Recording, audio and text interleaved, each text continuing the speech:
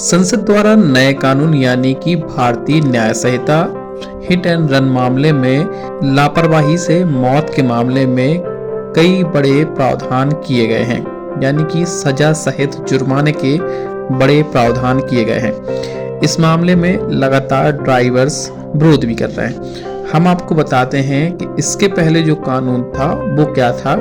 IPC यानी कि भारतीय दंड संहिता 279 में लापरवाही से गाड़ी चलाना, 304 ए में लापरवाही से किसी की मौत हो जाना, 338 में जान खतरे में डालना, यानी कि इन 3 धाराओं के तहत अगर आपसे किसी भी व्यक्ति की मौत हो जाती है या आपसे एक्सीडेंट हो जाता है तो आपके ऊपर ये धाराएं लगाई जाती थी।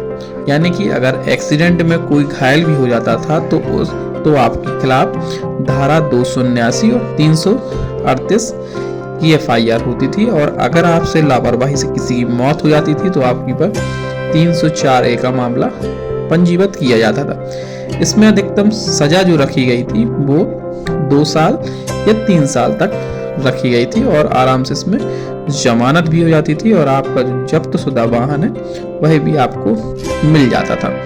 लेकिन संसद द्वारा जो नया कानून बनाया गया है उसमें आपके ऊपर धारा 104 कोष्टक 2 के तहत एफआईआर दर्ज की जाती है अगर आपने पुलिस स्टेशन या संबंधित न्यायाधीश को अगर सूचना नहीं दी तो आपके खिलाफ 10 साल की कैद साथ ही 7 लाख रुपए तक के जुर्माने का प्रावधान इस कानून में किया गया है। अमूमन देखा जाता था इसके पहले जो कानून था साधारणतया इसमें ये होता था कि अगर आपसे कोई हादसा हो जाता था तो इसमें आपको आराम से बेल मिल जाती थी, क्योंकि इसमें अमूमन 2 साल या 3 साल तक की सजा का प्रावधान था।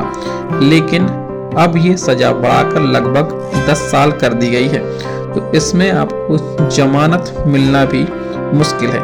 ये नया कानून बनाया गया है। वर्तमान में अगर कानून की स्थिति जाने तो अभी क्या है, नया कानून अभी नोटिफाइड नहीं हुआ है, यानी कि देश में अभी ये कानून लागू नहीं हुआ है। किसानों के विरोध में बनाए जाने वाले कानून को लेकर किसानों द्वारा विरोध किया गया था, तो इस कानून को वापस कर लिया गया था।